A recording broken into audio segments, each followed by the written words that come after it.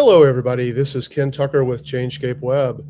Welcome to this episode of the Marketing Guides for Small Businesses podcast. Today, we are joined by a very special guest, Mari Smith, who is a social media thought leader and a premier Facebook marketing expert, also commonly referred to as the Queen of Facebook. Welcome, Mari. Thanks, Ken. Thanks for having me. I'm Yeah. excited. I don't think I've ever had 3 interviewers on one, so I'm excited to see what you got for me. Yeah, absolutely. Yeah, Mari, I'm so grateful that you decided to be on. I've been a big fan of yours, and I think I met you at the Twitter conference in Los Angeles in 2008, actually. Wow, that's Yeah, amazing. yeah. So I've been a follower of yours for a long time. And full disclosure for our audience, I've taken several of Mari's courses, and they're all fantastic. They range from Facebook and Instagram lead generation made simple, Facebook organic marketing mastermind, also referred to as FBOM. And yeah, they're fantastic. So I highly recommend that you guys check out Mari. Also, a great Facebook group called the Social Scoop. And so there's just constantly fantastic information about what's going on in the world of, especially Facebook, but also Instagram as well. So, yeah. So, Mari, I'm going to go ahead and get started with the first question. Okay. Um, how has Facebook's algorithm evolved in 2025, and what strategies should small businesses use to maximize the organic reach and engagement? The number one change, which has been slowly rolling out over the last several years, so I'm saying several because here we are 25. So yeah, it's pretty much in 2022. But still a lot of marketers and everyday users are oblivious to this and blatantly copied from TikTok. It is the AI powered discovery engine. It's what the algorithms are based on. And that it's no longer just friends or followers. It's interest based. And so these AI powered algorithms can predict with incredible accuracy what it thinks you will be interested in seeing. So our feeds now, Facebook and Instagram, probably Threads too, and many of the other social platforms are copying this too. I think X, LinkedIn, YouTube, as much as 50% of the content you see in your newsfeed, your feed, is suggested for you. It's not from friends. It's not from people you've proactively chosen to follow. And so as a user on the user end, it can be very frustrating. You're like, oh my God, what happened to all the content from my friends? However, you get that kind of dopamine hit and you get it's like exciting. You don't know what you're going to discover next. And in fact, Meta claims that their time on site has gone up, Facebook and Instagram, by 6 or 7%. So I think your question there, Ken, was like, how could businesses maximize like that change? I listened to a little bit of Gary Vaynerchuk. You all know Gary V, Yeah. longtime industry friend as well. We go way back, and I don't like follow him like religiously, but just lately, the last few months, he's kind of come back on my radar, and I've really been paying attention to what he's saying. And I'm like, oh my gosh, we're talking the same language, because there's never been a time in the history, almost 2-decade history of social media marketing or social media platforms, where the playing field is totally level. So a small business owner with an account that has 500 followers has just as much chance to create the next viral hit as somebody with 50,000 followers, because of this non-followers. You want to really start paying attention in your metrics to your views to non-followers. Does that make sense? Yeah, absolutely. Yeah, that's pretty exciting.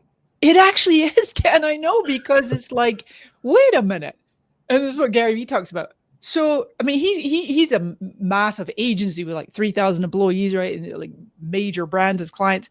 And he's like, never before have we been able to just like produce amazing content at scale, test the heck out of it, see what the algorithms fly with. Then you put, like before you even put a single dime on the paid side. So, you don't have to like just throw money. Like, I think like the Super Bowl ads are probably the most expensive ads in the world. And you're Right. like sitting there crossing your fingers. Oh, I hope this works. Right. But it's like on social media, it's like you can test so much pretty much for no or low cost. And certainly if you're favoring the short form vertical videos and repurposing them across, your reels on Facebook, Instagram, TikTok, shorts on YouTube, the whole works. So yeah, it's pretty Yeah. exciting. Yeah. I mean, I know, and I learned this from you that, the Facebook algorithm for the last several years has been de-emphasizing organic content for most, most pages, Yeah. where it's been dropping down, slowly but surely. And the sentiment of a lot of people has become Facebook's a pay to play, platform. And it sounds like that's, while that still may be an element, and it's certainly always going to be an important targeting element, there is now a new opportunity for small businesses to take advantage based on these algorithmic changes you're talking about. Very much so, very much so. The emphasis is on creating really, really excellent quality content that has a strong hook, which we can absolutely use AI for. So a really strong, compelling hook, and you just dive right in. You capture attention within the first 3 seconds. You put great covers, great thumbnails on your videos, and it's pretty short and succinct, and it could either be entertaining, but certainly educational, informative.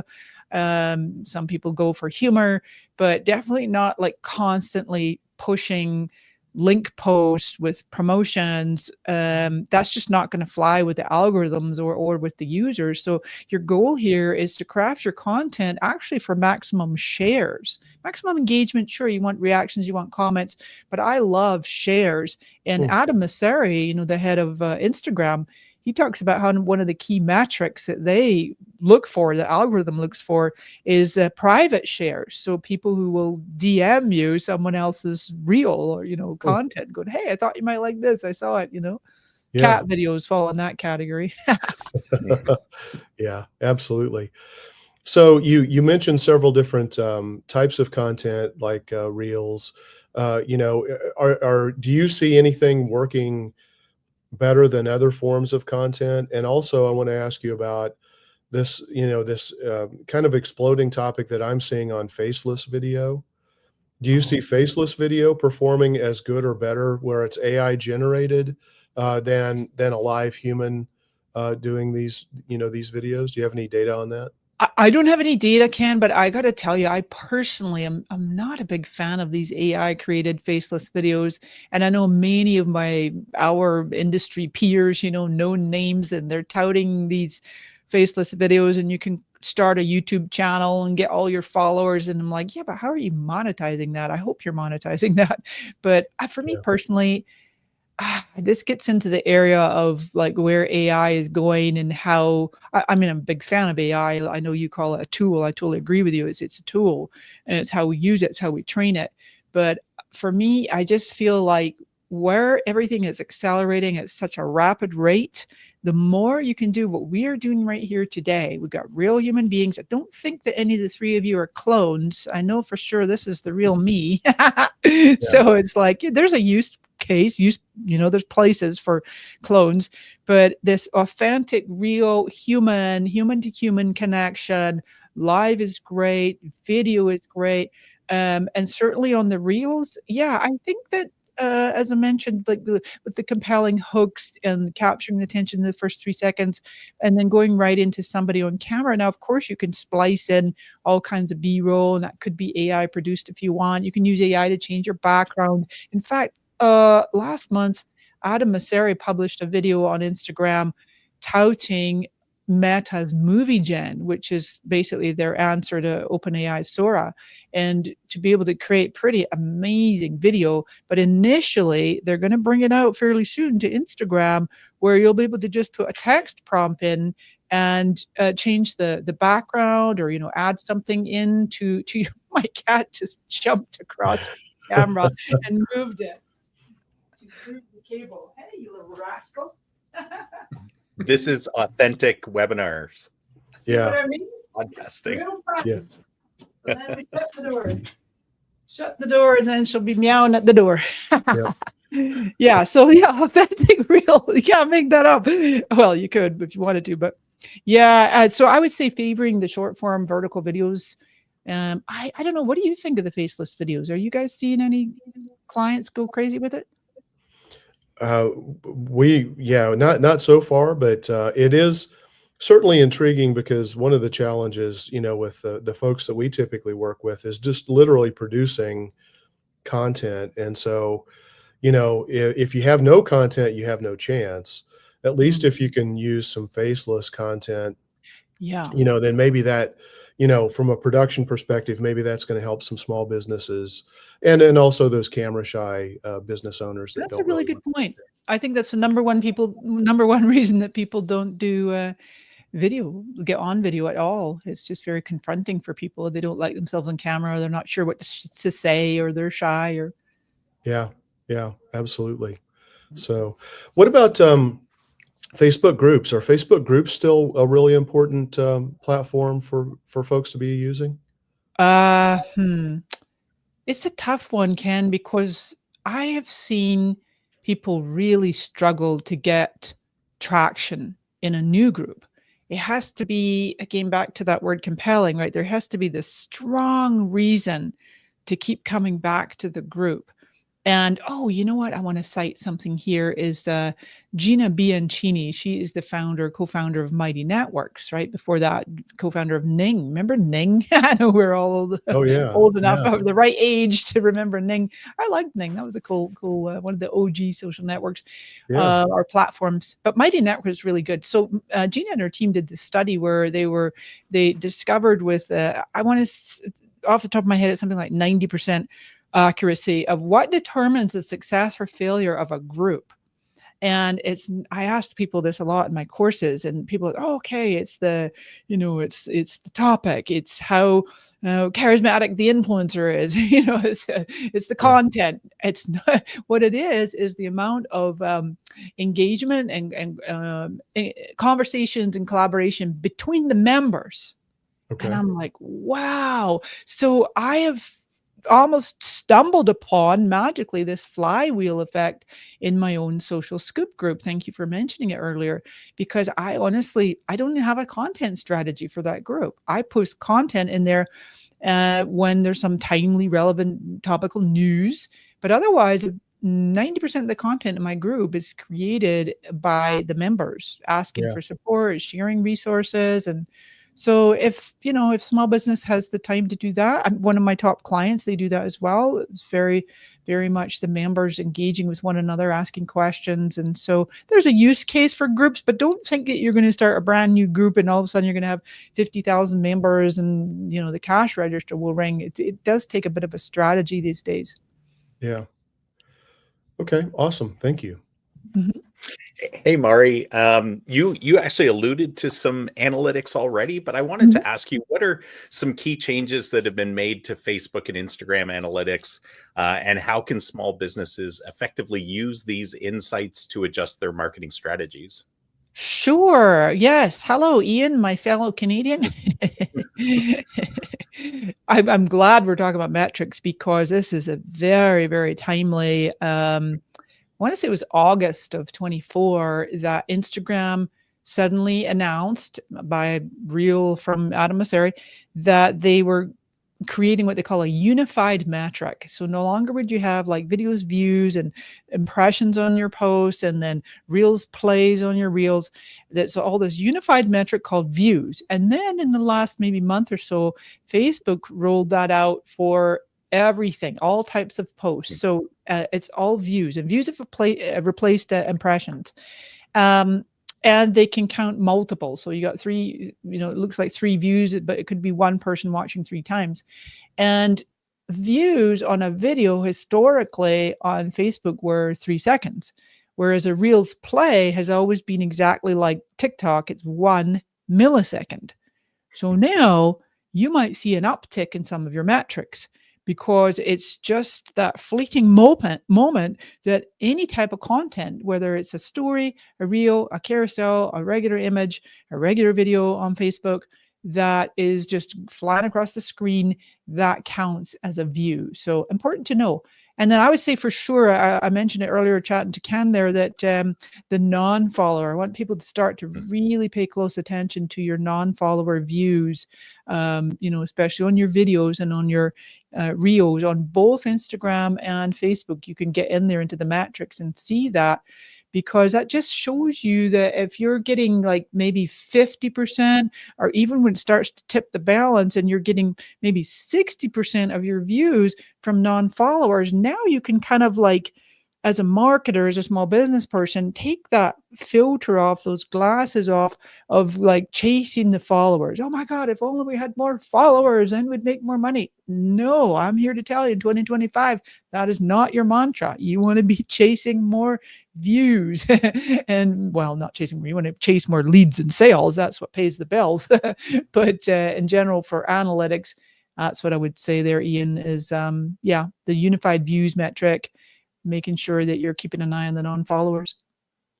Yeah, and if you were to take the non-followers, views by non-followers, how can you then transition that into actionable, tasks or tactics that you could then employ to try to get more views? Well, yeah, good question. So you want to really assess your winners. I call them unicorns.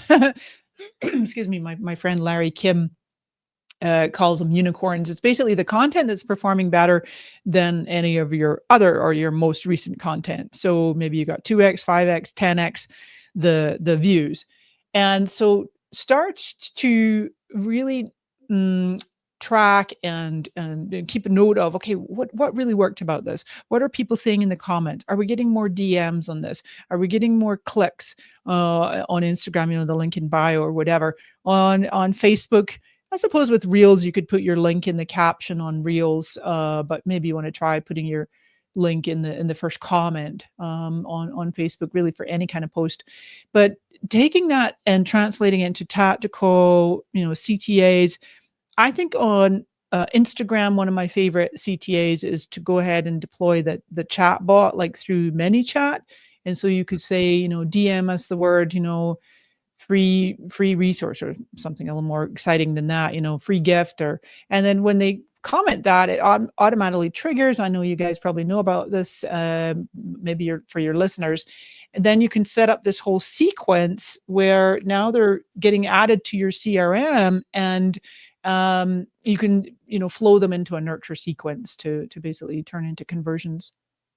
That's awesome. And right now we're talking mostly about native analytics. Are there other tools that you would recommend employing as far as data analytics or analysis of how things are working for you on the social media channels in order to do better, that are outside of Facebook or Instagram? Well, here's where we could probably bring in some AI. So for example, you can go into Meta Business Suite, which is going to pull in your Facebook and your Instagram. And then, you can get your metrics from your other platforms too. But you could download like the last 6 months of data, or the last year of data of like everything you can possibly export. And then go ahead and take those files and upload them to ChatGPT, or you can also use Meta.ai. Meta AI will allow you to upload files. I think not as many people use it just because ChatGPT was first to the scene, but it's really powerful, Meta AI. So you can go ahead and use that to analyze, spot patterns, spot trends, maybe dial in your audience a bit more, find winning approaches, just depending on the prompt that you use. So that'd be one tip there. The other thing is possibly there are third-party tools. I think depending on the size of a business and their budget, they might be investing in a social media management tool that also probably has metrics. I know a lot of folks like Metricool or Social Pilot. I'm sure you guys have your favorites too. There's another one called Amplify. Remember them? I know way back in the day, they were called Social Bakers, and then they morphed into Amplify. I think they're one of the premier platforms when it comes to analytics. Awesome. Thanks. Sure. Hey, Mari, can we maybe start digging into ads a little bit? I know a lot of our clients want to run ads on Facebook, and there's a whole lot around that. What are your top recommendations for small businesses that want to run ads on a limited budget to get the best bang for the buck? Limited budget. Well, so if it's an e-com business, right, they're actually selling goods, then I would recommend trying a really low price point, like an impulse purchase. Because I know a lot of folks, myself included, have bought so many things off of Instagram ads in particular. I don't know what it is about Instagram. You're just surfing through, like, oh, that's something I need, add to cart. So possibly trying that low price impulse purchases. Otherwise, I think if you're on a budget, I really like to focus on lead generation and try to get that cost per lead as low as possible. And then you go ahead and you sell in your email follow-up sequences. And so for that, there's an ad unit called lead ads. And because a lot of folks use Facebook, I suppose maybe the older demographic are on their desktop.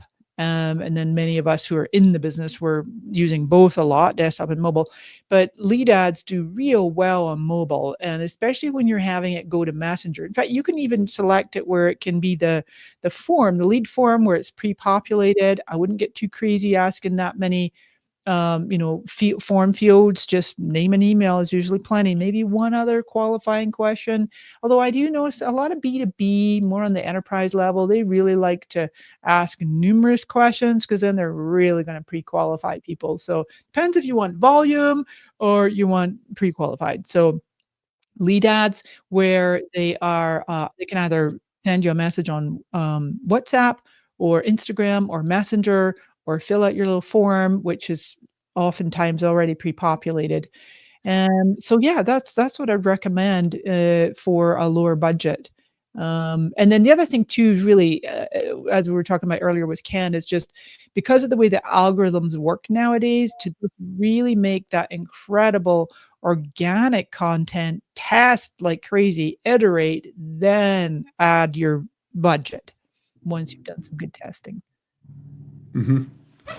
Hey, And then Maury, in terms of, sorry, Jeff, just real quick. So while we're talking about the lead ad forms being pre-populated, one of the things that we've seen is actually a lot of accidental submissions because it is pre-populated. So I recommend at least asking one or two qualifying questions just to get somebody to take action to confirm that they're actually filling out the form instead of accidentally landing on it and submitting it and not even really knowing about it. We've run into that as a serious problem.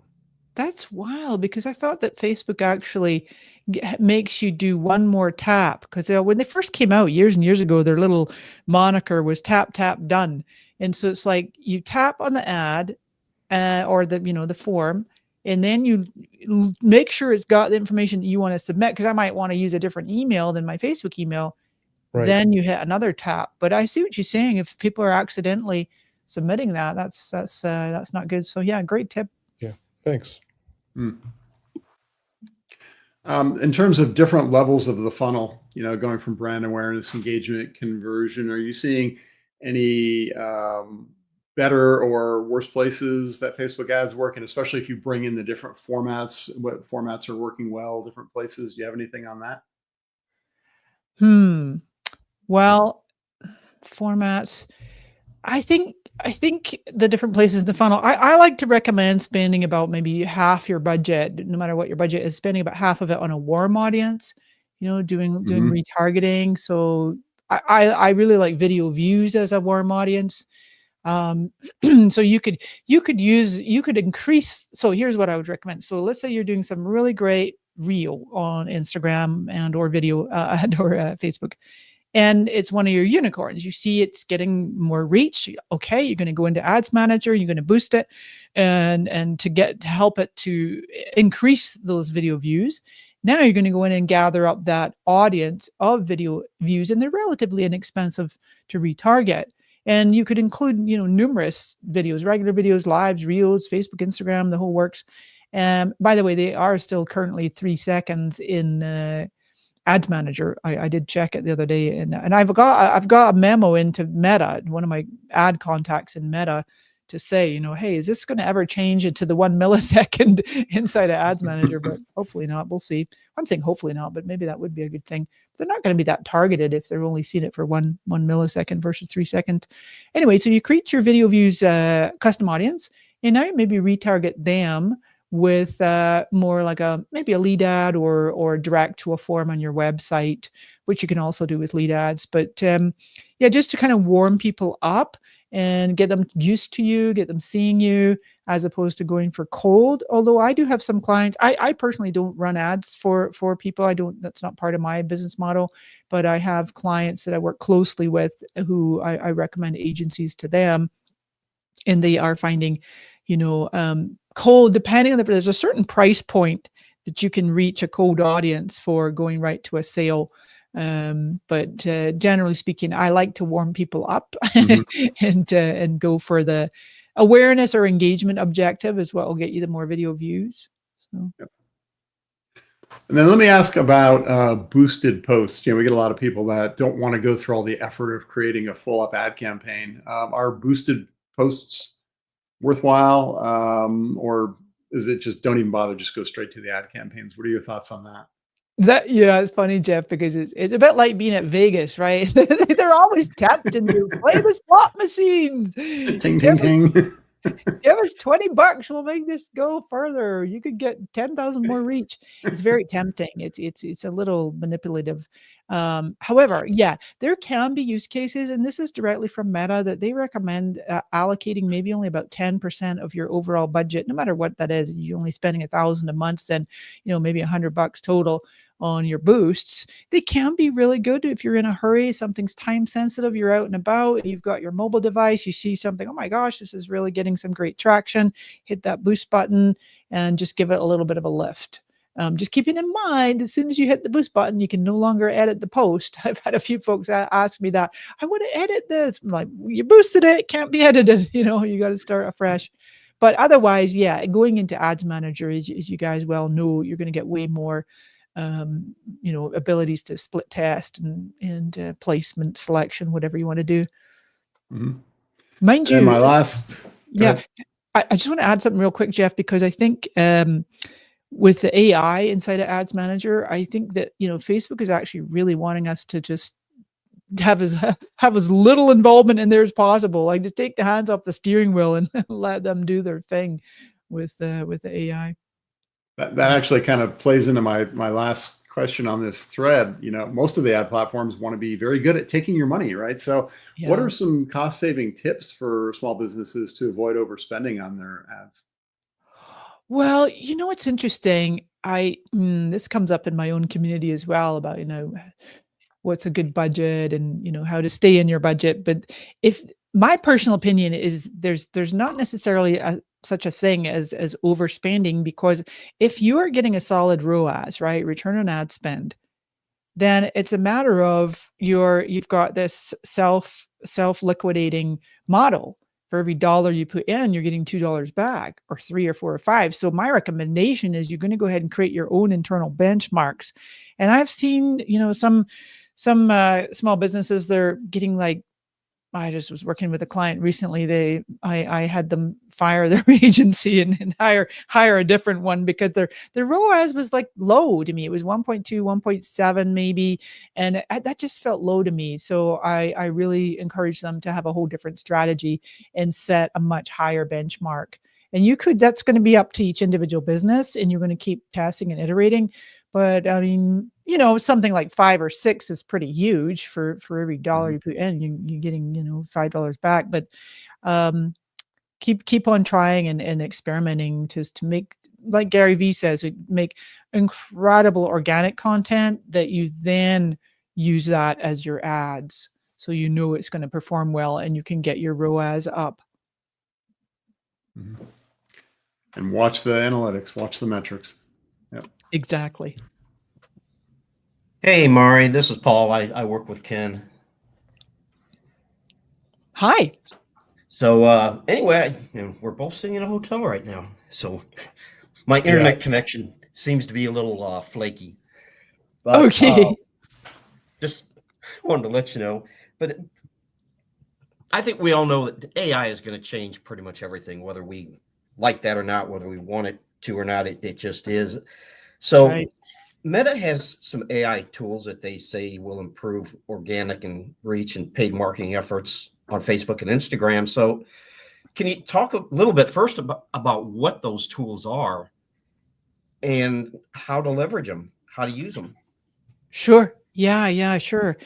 Um, you can, so originally they had imagine.meta.com, and that was just for their images. It was really good. But now that's been replaced with meta.ai.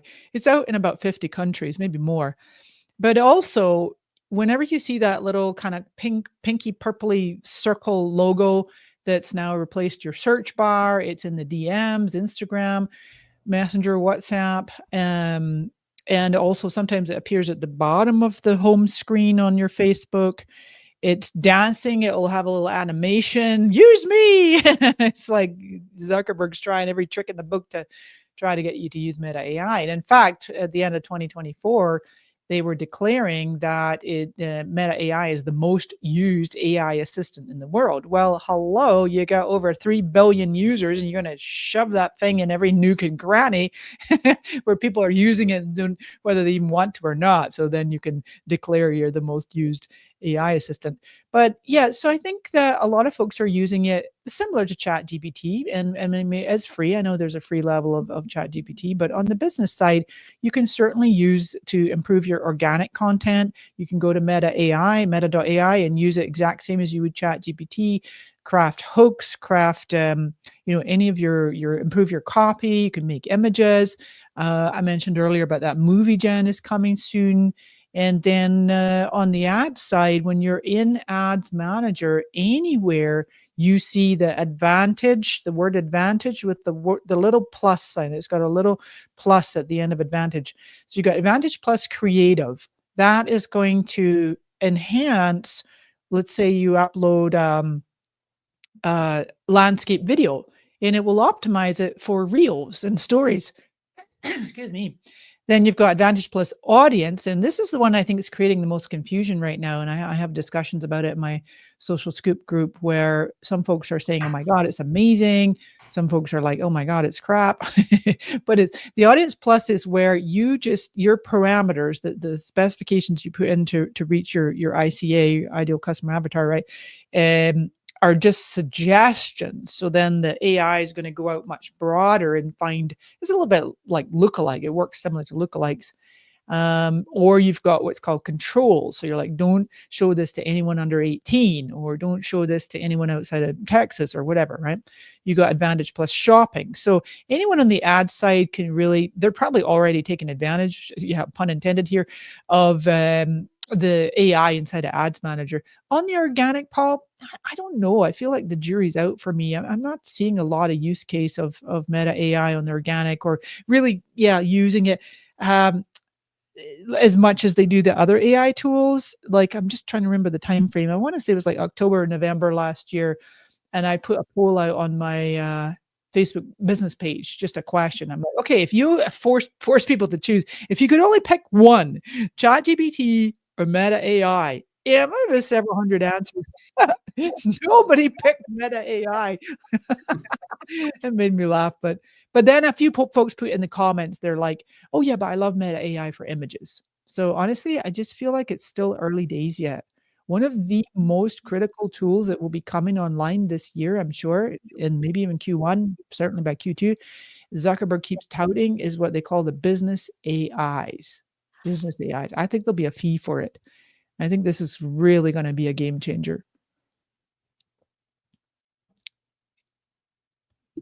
Okay, so you mentioned ChatGPT. Okay, the paid version of ChatGPT is $20. Okay, so Yeah. But so how can businesses use AI to personalize customer interactions on Facebook and Instagram?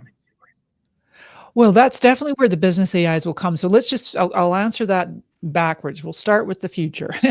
The business AIs, this is where they're going to come into their own. You'll be able to program like your own agent, give it a name, whatever, and just have this entire knowledge base. Really, in essence, my understanding anyway of how it would work is to have your own GPT that's totally trained and programmed with your business's knowledge. So now you're going to have customers and prospects able to interact with that in the pre-sales, in the during sales, and in the post-sales. So I'm like, wow, I'm all in for that.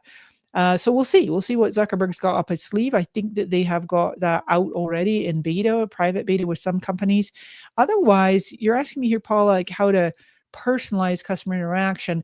That's where I would circle back to the chat bots. ManyChat is probably one of the most popular, but there's two others folks can check out. It's called Chat Fuel, or Larry Kim's company, customers.ai. It's funny, it started out as Mobile Monkey, but he changed it to customers.ai, which I think is brilliant. It's a great domain.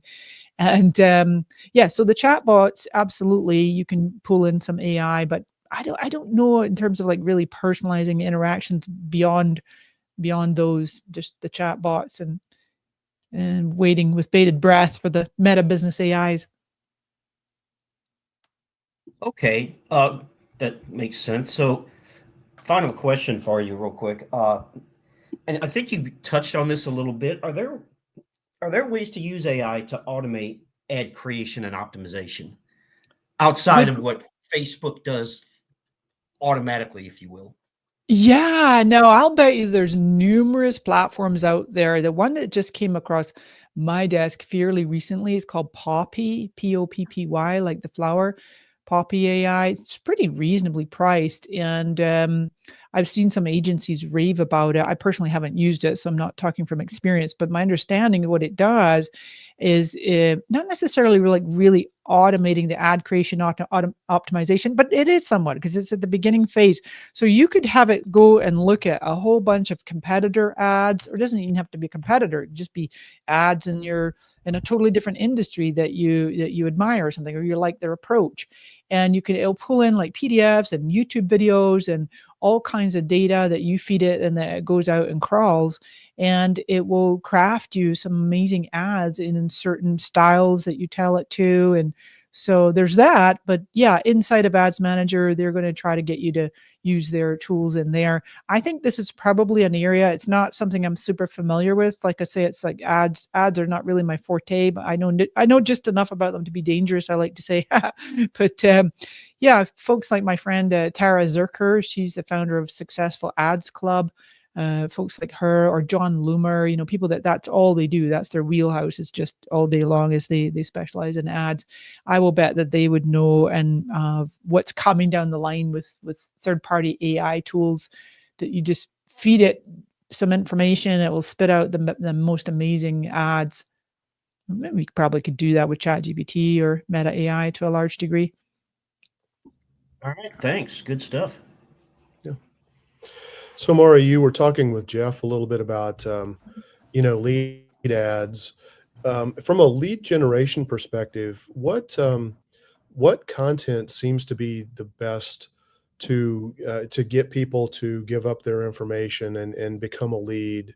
You have any thoughts on that? And is it different on Facebook versus Instagram? Honestly, I think it does depend on your industry, because B2B is going to be maybe more like white papers or free webinars. B2C might be a little bit different. I usually like to focus on anything that's compelling free education, but doesn't take long. Something that will help people to save time, save money, make money, get ahead in life and business. I think it was Tony Robbins that popularized where people really kind of only motivated by two things, and that's towards pleasure or away from pain. So depending on what hook you're going to use, just showing people how you can create, move away from the pain of spending so much time in their business, and here's how to automate more with systems and AI or whatever. I think too, like short and easy to consume, I'm seeing a little bit of diminishing returns on things like 1 hour webinars, or even like the evergreen webinars, where you can pick your own date. I like to see ones that are pretty short and easy to consume. A quick example, you guys are probably familiar with Jay Schwedelson. He's the founder of subjectline.com and the Guru Conference. I love him. He's just so fun. He's fun and funny. Well, recently, this is like last month, I saw it go by that he was doing this free training on LinkedIn Live. So he had people register on LinkedIn Live, and on the live, they had like 400 live viewers, and it felt very informal, just almost like a fireside chat, but it was really packed with loads of information. And then at the end, he didn't do like this big heavy sell and said, go, buy my stuff, or, here's countdown timers and all the things that we do as marketers. He's like, just email me. And he gave out like an email address to say, hey, if you want the slides and if you want this, and I got this extra thing for you and that bonus, and you want to be added to my list, just send your email to here. And I was like, that was really effective. It felt really fun and engaging and personal. And it was B2B. So yeah. Yeah. For a while, people have been talking about, free courses or, quizzes are good lead magnets. Yes. Ebooks have been around for a long time, but Mhm. I get the sense that they're kind of falling out of favor a little bit, maybe. Maybe a checklist is going to perform a little bit better, just because, as you mentioned, we need to have easy to consume content. Yeah. But I'd love to know if you see anything particular. And I know, it's going to vary from e-commerce to a brick and mortar business to a service area business, B2B versus B2C. I mean, there are tons of variables, but what criteria should people be looking for when they're creating a lead magnet to get that lead and build that relationship? Yeah, I think you're right here, Ken. There's room for like innovation. Ebooks have been around for decades. I'm a skimmer. See, if you give me like a quick summary or even a full transcript, side by side with a video, like even like a 5-minute video or something, my eyes are gonna skim through and even search for keywords on that written word. So my brain just tends to do better with the written word. But then I might watch the video as well while I'm like putzing around doing the dishes or feeding my cats or putting my makeup on or whatever, and I'll just put it at 2x speed and I'll consume the video or the audio. But I want to give an example of something that I thought was really, really amazing. It really caught my eye. It was an ad on Instagram, and it was our good friend John Jantz, right, the founder of Duct Tape Marketing. He's a legend, been around forever. I understand he's actually handing the business off to his daughter. I think he's kind of retiring, and his daughter's Yeah. taking over. That's So correct. Yeah. I saw this ad. I couldn't believe my eyeballs. It was for an ungated lead magnet. So I clicked through and it says, watch this short 5-minute video. And I'm like, what? I don't even have to opt in. I can watch this 5-minute video, like tap on the ad and boom, it's there. I thought it was really cleverly done. And it was specifically to help grow your agency. It was for agency owners to help them grow. But right below the video, he had a calendar booking system embedded, and to go ahead and book your free call, your free strategy call or whatever. So I thought it was really cleverly done. Another quick example, my longtime industry friend, Molly Mahoney, she's a firecracker. I'm sure you follow her, but she is frequently doing things like she'll do a live demo. And this works well too, where you literally got your big computer screen, but you grab your phone and through your phone, you're doing a quick reel and you're showing something what you're doing, but you're not revealing the tool that you're using. She's always demoing an AI tool. Hey, if you want to know what this is, drop this comment, let me in, I want in, or DM me. And she's really good at doing those kinds of hooks for people to start generating interest in leads. Oh, by the way, one other quick thing on the leads. Leads/selling, a drum that Gary Vaynerchuk is really beating loudly for 2025. He's predicting the top trend will be live selling. So if you have anybody in the e-com business, then we're going to see a lot of live selling. Very, very popularized already in China. And it's funny because Facebook and Instagram, it's like they've been there, done that, but it's like it's coming back. And then there's this app called, is it Whatnot? I'm not so familiar with it, but it's called Whatnot, where it's like people are selling their things through live selling. It's impulsive, it's compelling. So yeah, that's I think that'd be a great way to not only generate leads, but also possibly sales. Yeah, cool. Yeah, I just saw Molly speak this week, actually. So Oh, you were at that bot AI the AI Perry Bot thing. Summit. Yeah, Good that for Perry you. Belcher did. Yeah. Yeah. So, I think a lot of people, when they think about lead generation, they immediately think about having to pay for ads to be able to get leads. But, like you mentioned, Molly, and I think there's a real strong trend for creating short form video in the Yeah. form of reels, probably particularly, to just give those short little content bursts, get that visibility, but also just have a nice, easy way to have a call to action to get those people who are interested to raise their hand and say, yeah, I want to learn more about that. What are Mhm. your thoughts about those? Oh my god. I honestly, I think if there's one of the best performing content formats that is the most underutilized, it's stories. I think that brands and businesses of all sizes just forget to do stories, or because they're ephemeral, right? They're gone in 24 hours. And when the whole concept came out, as a marketer, I was just like, what the heck? Who has time to create content that disappears? But now it's like, earlier when we were talking about how the algorithm shows your content to non-followers, so that's all of your feed content, but stories are only shown to your followers.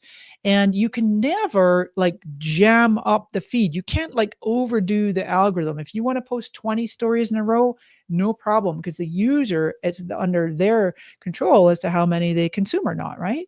Tap or swipe to the next one. And so stories, the beauty of stories on Instagram in particular, but also on Facebook, is you can include links and calls to actions. But I wouldn't overdo it. Just do all your promotions and CTAs and links nonstop, because that's going to not get as much engagement. So in the stories, you can be more informal and more personal, more humanized, real people, background, behind the scenes kind of stuff, and maybe some of that, and then intersperse with your offers and your CTAs and your links. With Reels, yeah, I think the most compelling and easiest CTA on Instagram is the DMs. DM us this word or comment this word, and then they get the DMs through the ManyChat or whatever one that you're using. Yeah. Awesome. Thank you. Oh, by the way, Yeah. those of you paying for Meta Verified, I don't know why.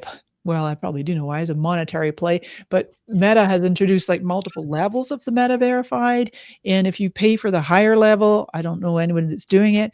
I certainly wouldn't do it, but you do get the opportunity to put links in Reels at one of the higher levels of Meta Verified. Hmm. FYI. Awesome. Thank Hey, you. Ken, I just wanted to check with you how our time's doing, because I know we have a few more questions, but Yeah, we try to keep this at about an hour, so we do have a few more questions. So Ian, Should we Jeff, do and Paul. lightning round? Yeah, we sure. can do that. I can do a super fast question for you, Mari. Ad budgets for Yes. local businesses like dentists, roofers, you name it, remodelers. Is there kind of a starting point or a sweet spot for ad budgets this year? Gosh, the first number that comes to my mind is like 1,500, but if someone can do 5,000, great. But it's all about the ROAS, right? It's got to come Yeah. back to, don't even spend a dime unless you know for sure that your ads are yielding a positive ROI. Yeah. And the other thing too, though, I like to say is, if someone is brand new to ads, you're going to take maybe the first 1,000, 1,200 and know that you're just going to slowly burn through that to just test and iterate. Or just test and iterate with your organic before you add $1. Yeah. Awesome. Thank you. Yeah. I can chew up the time that maybe that Ian would have spent on that question. Just maybe at a high level in general, if we can dig into specific marketing strategies that you think small businesses should implement on Facebook and Instagram, in 2025. Yeah, overall for the strategy, it's like the name of the game now is organic content is the darling of social media, and has to be really, really compelling. So whether it's entertaining, I personally love to see like where it's humanized. There's real human stories. There's short, engaging videos. It's real people. I always say like tugging at people's heartstrings. If you can move them emotionally, if you make people laugh, cry, or go, "Oh." So an example, real quick, one of my courses. I think Ken, you might have been in this one. There was one of the participants in my course. They were selling like steel enclosures for farms. And when you looked at their Instagram, it's like so much of the gear, like just pictures and sometimes little videos of the, the steel enclosures. And so when they switched to having one of their guys doing, like, they call it like the walking man style of videos. So like someone's following them around with a camera, just a phone, and then he's demonstrating the various styles of fencing and enclosures. It was just so much more engaging. You say, "Oh, okay, wow, I see this in context, not just like a brochure kind of style of your social media marketing." Does that make sense? Yeah. Yeah. Do you think having a human face influences anything in the algorithm? I think it does 100, 1,000%. No question. Yes. Yeah. Does it have to be a real human face? I knew that question was coming. I love it that think we're that gonna- came from Paul. What's that, Ian? I said I love it that came from Paul. The Oh, glowing right. orb. Of Maury, course. so you know, Paul does not appear on camera, so We're just I know. waiting for him to get his AI generated avatar. I'll work on that. So I'm glad I got this question. There's some mistakes in Facebook and Instagram marketing. What are some of the common misconceptions, whatever? And you kind of touched on one. The way I see it is ad budget. It's amazing how many people think they can get results for $500 a month, and it's just not going to happen. To me, that qualifies as a myth. Yeah. There's that. I would say for this year in 2025, my number one mantra is going to be stop chasing more followers. It's not about the followers. I even saw somebody put a comment in recently, marketing professionals say, in the future, will we even need followers? That's how profound this change is. Because if the AI is going to be able to do things like putting our content in front of people who've never heard of us, and we don't know they exist, but all of a sudden, because the AI is so sophisticated and clever, that it knows, oh, there's a buying intent here because it's been watching the things that it watches the ads you've been consuming. It watches the websites you're looking at. Oh, wow. Oh, why don't we put this ad in front of this person? Boom, you've got a sale. So just this whole idea of like, if I could, it's a vanity metric. If I only had 1 million followers, then I could retire. It doesn't work that way anymore. So that's funny, not funny. My main drum I'm beating. I would say also, Paul, a myth or mistake would be link posts. It's just, putting too many link posts, and we do want to use our links, so go ahead and try them in the first comment, try them in the stories, and then just stop chasing vanity metrics. Remember what pays the bills: leads and sales. Yes, absolutely. But yeah, I like your comment about followers, because you're absolutely correct. Everybody wants to chase. Oh, I have this many followers. So what? Did they do anything? Yeah, exactly. It's just the ego, our Did monkey they mind. engage with anything? Yeah, exactly. Yeah.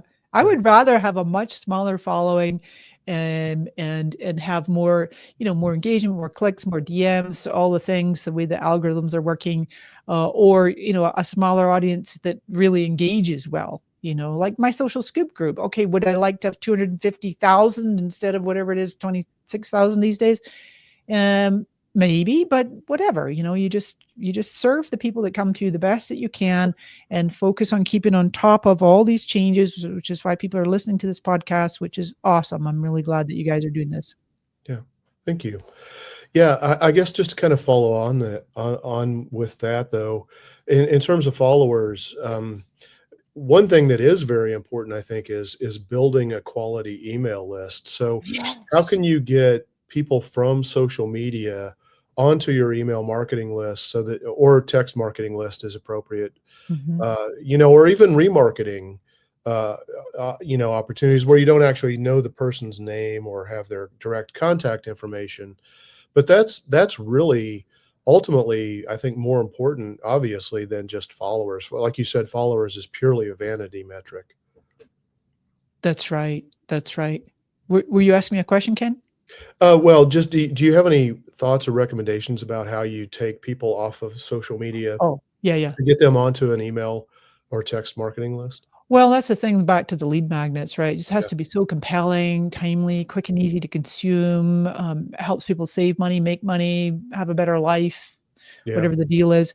On the Facebook group side, for those folks that do have a group or thinking about a group and really have a compelling reason for one, there are some tools, like I use one called Group Funnels. In the admittance questions, I just ask people 3 questions. And then the third one is like, can I send you my free social media guides or resources? And I just have them enter the email. There's 2 of them. There's their group funnels and there's one called group leads. They're GDPR compliant. It's just a Chrome extension. It's not an API because there's no API in groups anymore. But yeah, just really driving people either the DMs, just trying to like lower the friction and make it so seamless that people see something and they're organic. They're like, wow, that looks amazing. Yeah, sign me up. I mean, I can't tell you how many email lists I'm on. I'm always signing up for stuff. Yeah, absolutely. I think it was Donald Miller that, talked about the value of, an email address right now is like $25. So perceived value. I mean, people have to feel like they're getting at least $25 worth of value before they're willing to give up their email address. And I know Wow. that's probably a statistic that's a couple of years old, but Mhm. people need to realize, and to go back to digital marketers mantra, value in advance. I mean, that's the key. If you want to start building a relationship and take advantage of anything in online marketing, it really has to be a value in advance strategy, I think. I love that. Yeah, I love that. And I think something that Ryan Dice has said over the years, founder of Digital Marketer, is that a lead magnet needs to deliver exceptional value. I think he said like within the first 5 minutes, and again, that's an older stat. I want to say like in the first like 60 seconds, it's like you want people to go, wow, is this what I get for free? What will I get if I pay? So Yeah, yeah, absolutely.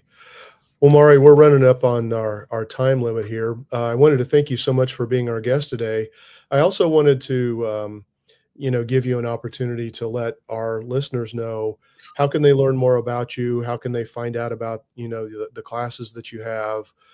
Because they're all fantastic. As I said before, I've taken, I don't know, at least 5 or 6 from you, I believe, and yes, over the they're years. all tremendous.